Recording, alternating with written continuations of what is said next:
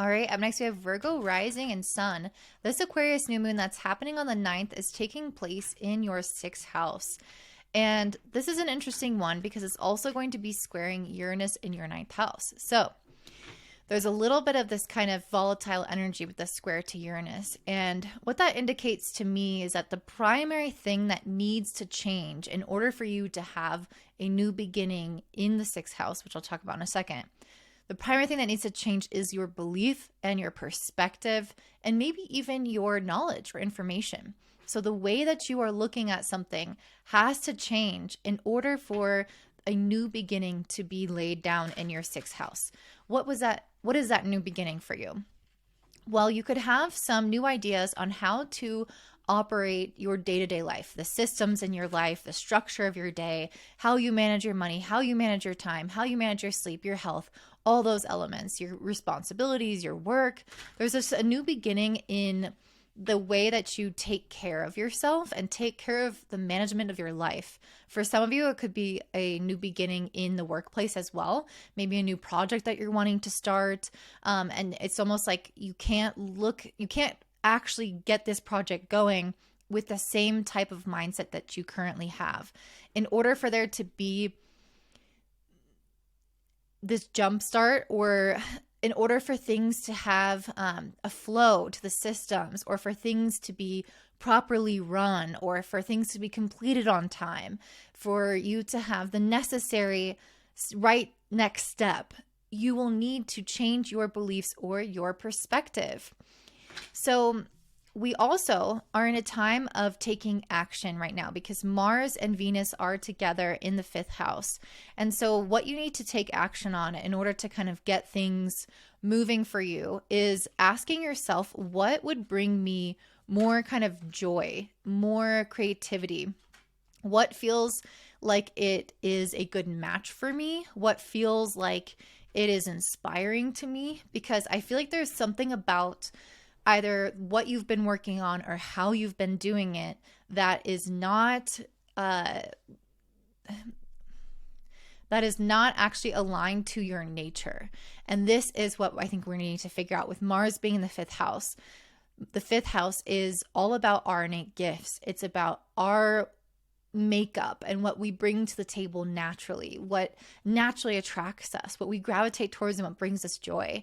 And so in order for this to come to fruition and to become smooth, we need our day-to-day life and the work that we're doing and the way that we're accomplishing it, the way that we're organizing it, the systems of our life. We need those things to match our unique nature. And there's something about your current perspective that may have tried to fit you in a box, that may have tried to do what other productivity gurus are doing, for example. Or there could have been something where you held yourself to a standard that society holds you to, or that you thought would be, good based off of someone else's, judgment, but it doesn't work for you. Maybe you are a night owl and you need to do more work at night.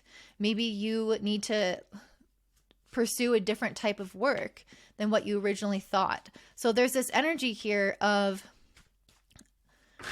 being willing to kind of start over in a way. Not start over entirely, but start over in the structure and the format of your day, the format of your methodology. That's really what I'm saying. And I'm seeing that also with this Knight of Pentacles and Page of Wands. And Knight of Pentacles is somebody who shows up every single day, who goes to work, they get on the treadmill, they're doing their routine every single day, and they tend to be very slow-moving energy. But then it jumps to the Page of Wands, which is the explorer, the adventurer, the person who is creative and inspired and trying new things and trying things on for the first time to see, does this work better for me? Do I like having time in the middle of the day to go out for lunch? Obviously, not everybody's going to have this much leeway. It's going to depend on from person to person. But there's something about what you're doing in your day-to-day life or how you are performing it, your methodology, your systems, that is not aligned with your true nature. And there's a need to get out of this stuck energy here. This is Aquarius. Aquarius is a fixed sign. You guys can get a little stuck in your routines, resistant to change, which is interesting because Aquarius is a very progressive, reformist sign that wants that progress and that change, but ultimately it also resists it at the same time. So anyway, the Page of Wands is telling you, try new stuff on. I'm also getting a really strong message here around your discernment, having very clear boundaries, having very clear connection to your authenticity and your truth about what's working in your life and what's not working. This King of Swords card is not afraid to also say things that maybe don't land well with others if it's their truth. And this doesn't mean that you need to trigger others or whatever. It just simply means that there's a little bit of an energy here where we're not complying. We're not just bending to what other people want. And this might be where the insecurity lies, because Saturn, the ruler of this moon, is in the 7th house. And Saturn is where we have some insecurity or some pain points. The 7th house is all about getting along, making everybody happy, putting our relationships first, doing what's best for everybody. And that's really not going to work around this new moon. This is about charting a path for you that is maybe a little bit independent, because Black Moon Lilith is in your 1st house, that does things to the beat of your own drum, that doesn't really consider other people's opinions or how it's going to affect other people. And it lives according to this very clear truth and solid sense of self that is not impacted by other people's opinions or perspectives. So I'm really getting the sense that you guys need to hold strong in your ability to define your life and your methods in the way that best suits you, regardless of outside perspectives. And you are going to have to shift your own perspective or grow in a way to reach these new potentials, or to reach these new ways of doing things. It's almost like when we are stuck in the same kind of routine, we could say rut also, when you're stuck in this energy, sometimes it's more maintenance than it is growth.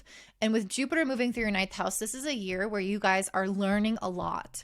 You guys are trying things that is going to help you grow as a person. And that means challenging yourself. That means doing things differently. And that is something that I'm seeing at this new moon with Jupiter in the 9th house, sextiling Saturn in the 7th. You're reaching beyond your current reality, trying on new things and trying to grow as a person. Maybe you're trying to meditate more. Maybe you're trying to read more. Maybe you're trying to learn this thing so that you can incorporate this new thing into your work. Or maybe you can try this new routine on so that your health can improve.